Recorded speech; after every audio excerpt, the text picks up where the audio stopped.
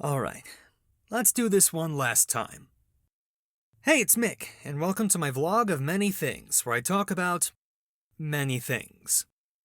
I'll be honest, I had a hard time trying to nail down what I wanted this next vlog to be about. I knew Halloween was coming up, and I wanted to do something in conjunction with the holiday, or at the very least, something spooky. But I was honestly coming up blank. And the few good ideas I did have, I wanted to save those for their own videos. And even if I didn't decide to save those ideas for later, they'd also take a while to produce the way I would want them to be done, so no Call of Cthulhu stories this year. There's just not enough time right now. But, by the web of fate, technically the web of life and destiny, but that's neither here nor there, recently, I finally managed to sit down and watch Spider-Man Across the Spider-Verse. And, well, superheroes wear masks. Masks are a part of Halloween. Good enough of a connection for me. Now, to the surprise of no one, Spider-Man is my favorite superhero. The current Amazing Spider-Man comics might not be going in a good direction. The less we say about Paul, the better. Who's Paul? Exactly. That doesn't really answer my question. Who's Paul? Who's this Paul But guy? thankfully, it looks like the wall crawler's doing pretty well in other media. There was a Spider-Man manga released recently called Spider-Man Fake Red. That was a good read. I had my initial problems with the first MCU Spider-Man movie, but thankfully each one got better than the last, with Spider-Man No Way Home becoming a new favorite of mine. And of course, the spectacular experiences that are the Insomniac Spider-Man games. Though it'll probably be a while before I actually get to touch Marvel's Spider-Man 2, mainly because I don't have a PS5 yet, and at the moment, I don't really feel the need to get one. Yeah, I want to play Spider-Man 2, but I need to be interested in more than one exclusive game on a console in order for me to justify the $600 purchase. Now, once that Wolverine game comes out, also made by Insomniac, that might be the push for me to do it, but I'll get back on track before a conversation about one Marvel hero gets derailed by talking about another. But we can't talk about great Spider-Man media without at least mentioning Into the Spider-Verse. I had a few nitpicks with it when it came out, but overall, I thoroughly enjoyed it. Great acting, great animation, great music, not to mention a strong introduction to Miles Morales as a character. I knew of Miles, but I fell off the Ultimate Comics bandwagon long before he made his debut, so I don't have any first-hand experience with his supporting cast or lore. I didn't fall off because the comics were bad, I don't think. I just got caught up reading other things and forgot about it. I knew the gist of Miles' backstory, with Peter Parker serving as his Uncle Ben figure and Miles taking up the mantle himself after Peter dies in one final battle with the Green Goblin. But Into the Spider-Verse was really my first exposure to the character outside of the Ultimate Spider-Man cartoon, and man, talk about a good first impression. With all of that in consideration, you'd think I'd have made an effort to go see the sequel when it came out in theaters. Unfortunately, between work and other responsibilities, I just didn't get around to it. Not because I didn't want to, believe me, but like I said, at long last, it's come out on DVD and Blu-ray, and I finally managed to sit down and give it a good look. So, what did I think? Well, let's take a look at the tangled web that is Spider-Man Across the Spider-Verse. The movie actually doesn't start with Miles, but with a prologue centering around Spider-Gwen, going over a bit of her backstory, recapping the last movie for all 2 people who didn't watch it, and facing off against a Renaissance version of the Vulture.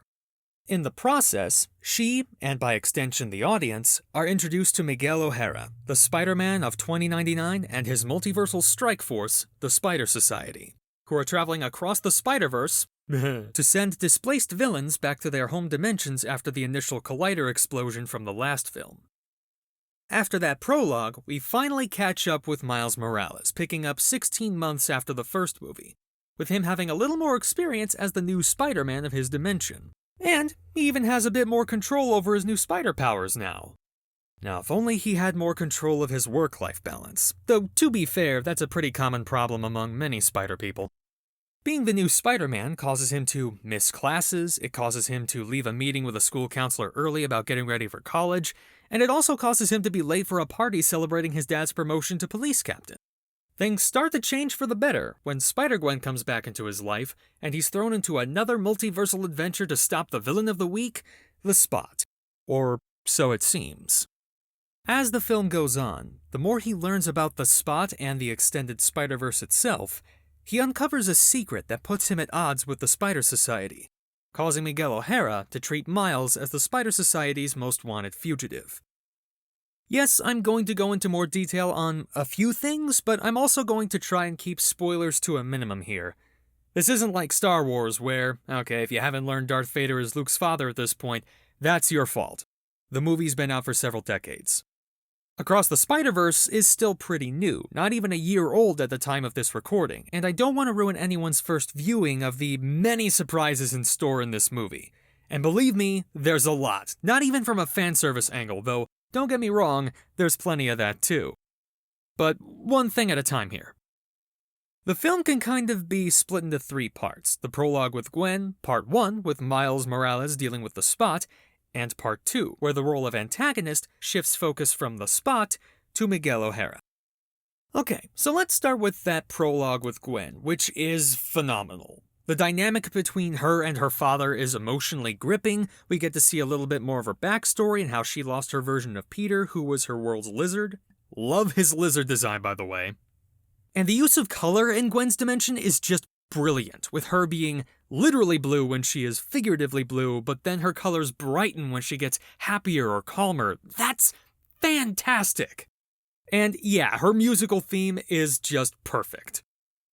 As for part 1 of this movie, there's a lot to talk about here too. First, I love the drama between Miles and his parents throughout this first part, because you totally understand where everyone is coming from. It's not just from the perspective of Miles growing up and desiring more independence, while, again, he struggles to balance all his responsibilities on top of being the new Spider-Man, but it's also from his parents not really knowing who their kid is anymore because he's barely around, mainly because of Spider-Man stuff, but they don't know that yet. And despite this being a coming-of-age superhero story, there's a lot of great moments with the parents in this movie. And not just with Miles and his parents, but Gwen and her dad, and even from Peter B. Parker. Yeah, he and MJ not only got back together, but they have an adorable baby, Mayday, who Peter brings along for the adventure. As if I needed even more reminders to read the Renew Your Vows storyline. Yeah, I'll get to it eventually, alright? And yes, I know that version of MJ does have a cameo later. I don't want to get ahead of myself here, but I know someone's going to bring it up. I know. I got it. The only other Spider-Person returning from the last film is Penny Parker, but she's only there for like a line before vanishing from the rest of the movie until the end. Hopefully she gets more screen time in the next one. But, of course, with a new chapter in the Spider-Verse comes new Spider-People to talk about. So let's talk about them. There's Jessica Drew, a pregnant Spider-Woman who acts as Gwen's handler in the Spider Society. I don't really have much to say about her, except I hope the baby's okay, considering she's jumping around and being about as active as the other Spider-People, motorcycle or not. There's Spider-Man India, Pavitra Prabhakar? I hope I'm pronouncing that right. Who's a big ball of fun who brings a lot of levity and comedy to the film. In the comics, he lives in Mumbai, but the film decided to get creative and mix Mumbai and Manhattan together to make a new city, Mumbattan, which is admittedly pretty cool to look at. There's also the Spider-Punk, Hobie Brown, who I knew of but never really read any of his comics. I know every Spider-Person's animation style is unique, but man, Hobie being animated on 3s instead of 1s was a curveball I was not expecting. In terms of the story, he's sort of an agent of chaos that's one of the few Spider-People actually helping Miles in the later half of the movie. He doesn't seem like a super important character at first, beyond just being cool, which he is, but he gradually becomes more instrumental, no pun intended, later on in the story. Speaking of someone who starts off one note and ends up becoming super important later, the Spot. He starts out as a comedic villain of the week, a term he himself despises and is insulted by. But by the time we're done with his time in the movie, he turns into something straight out of a cosmic horror story, which I guess isn't too far off considering he's a mad scientist messing with multiple dimensions. And hey, again, perfect for Halloween. It's a great turnaround with the actor, Jason Schwartzman, playing the comedic loser and the intimidating eldritch being parts extremely well, and in a believable balance where you can absolutely buy the transformation from one to the other. It doesn't feel forced at all. But the Spot isn't the only antagonist in this movie, and I feel like this is a perfect example of why there is a difference between a villain and an antagonist. Miguel O'Hara.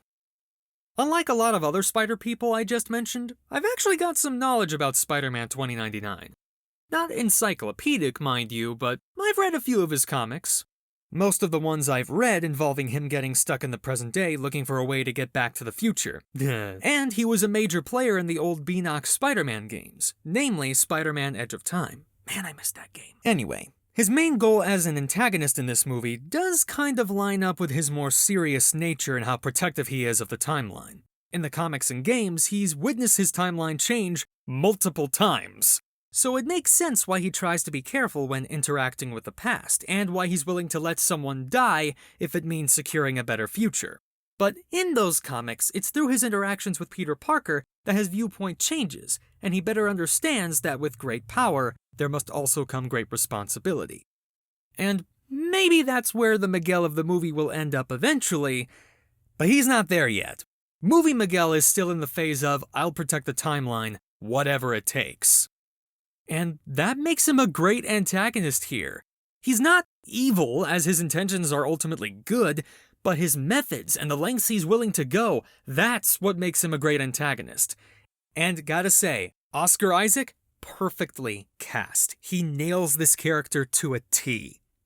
Another thing about Part 2, there is a chase scene, which itself is not a spoiler as you do see some of it in the trailers, but 80% of the fan service is in that one scene, and a lot of it is blink and you'll miss it kind of stuff. But it's still a lot of fun. I'm told the movie took so long to make just because of that one scene, and trust me, all that hard work was worth it. The other 20% of the fan service? Again, I want to keep spoilers to a minimum, but if you're a fan of a certain adaptation of Spider-Man from 2009, you'll be pleasantly surprised. It's not there for long, but it is there for longer than I expected, so cool. I know I've been talking this movie up a lot, and I normally bring up critiques as well to keep things balanced and to acknowledge where a creative team can do better in the future, but honestly, I don't really have anything bad to say about this movie. So many people were saying that the last movie was perfect, but no, this movie surpasses it. Like, one of my criticisms of Into the Spider-Verse was the scene in the Spider Cave and how the Spider People and Pig were kind of mean and overwhelming Miles when they all first met, and it really rubbed me the wrong way. I know time was of the essence in that scenario, but A, you just met the kid, and B, I don't think any Spider-Man, or woman, or pig would act like that towards a young, new Spider-Man just starting out because Peter Parker was one of the original young heroes. Like, he knows what that's like. So I don't understand why they would react that way, considering they've all more than likely been in that situation too. Like, wouldn't there be more sympathy? Across the Spider-Verse fixes that problem. Yes, there's still animosity towards Miles, but in this movie, considering the risk Miles poses to their mission, however altruistic his intentions, it makes sense why people would talk to him and treat him that way. I'm not saying they're right for doing that, but it makes more sense here than it did in the last movie. That's all I'm saying. I also gotta commend the pacing. This is apparently the longest Western animated film ever produced, with a running time of 2 hours and 20 minutes. And I really only felt that length towards the very end, and even then, my reaction was like, oh, we're only a few minutes away from being done? Okay then. So credit where credit's due for keeping me compelled for 2.5 hours. If I had to scrape the bottom of the barrel and find some kind of nitpick, the only real weak point I can think of with this movie is the soundtrack. Now, don't misunderstand me. The music is good, don't get me wrong, but outside of Gwen's theme, and I guess Miguel's theme, but I think that one's more memorable thanks to meme culture, but I digress, outside of those two themes, the songs here are not as memorable to me as Sunflower, Riot, Elevate, Way Up, and What's Up Danger were. Though, that being said, it may just be a matter of time, as all those songs I just mentioned, they took a while to grow on me, so maybe that'll be the same case with the soundtrack in this movie. Only time will tell. And then what about that cliffhanger? It's so frustrating, right? Listen, I get where people are coming from on that. A little. I got a little fatigued after watching Infinity War for the first time, and that was a part 1 to a 2-part story, much like this movie is.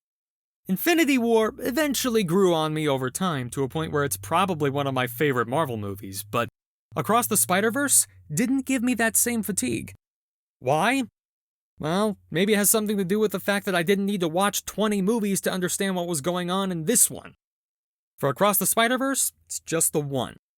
True, I guess you could watch No Way Home as well since they do reference it in Across the Spider-Verse, but I don't think that one's mandatory. So, everybody complaining about the cliffhanger? Yeah, the wait for the next part is killing me too, but if you were okay with the way Infinity War ended when it came out, I don't want to hear it. By the way, since we're on the subject, I won't spoil what the cliffhanger is, but I almost didn't pick up on what they were doing at first. But that reveal, while not surprising once I connected the dots, was still intense and had me on the edge of my seat wondering what the hell was gonna happen next. Unfortunately, we are going to have to wait a year to finally get the conclusion of this first Spider-Verse film saga, and that wait is gonna suck, but now that I've recently found a collection of early Miles Morales comics at half price at a bookstore, at least I'll have other Spider-Man content to hold me over until then. So, all in all, Spider-Man Across the Spider-Verse, I know you've probably heard this a million times, but I'm inclined to agree with the masses on this one. It's not just the perfect Spider-Man movie, it's a perfect comic book movie. Amazing visuals, spectacular drama, the ultimate superhero film experience. Again, I don't really have anything bad to say about it, and it's going to be agony waiting for Beyond the Spider-Verse, but I'm pretty confident in saying it'll probably be worth the wait. For now, I think that's a good place to wrap up this little webisode. Thank you so much for watching and/or listening. Check the description or go to my channel page to find links to all my social medias, and if you like what you see, give that like button a thwip and leave me a comment down below. And while you're at it, why not subscribe to stay up to date on my creative endeavors? And if you want to support me and my work, you can find a link to my Ko-fi page in the description as well. Thanks again, and until next time, Happy Halloween. Bye.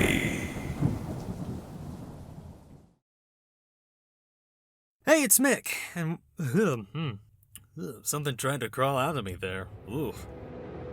It's probably nothing. Probably. Or is it? Yeah, no, I'm actually fine. I'm okay.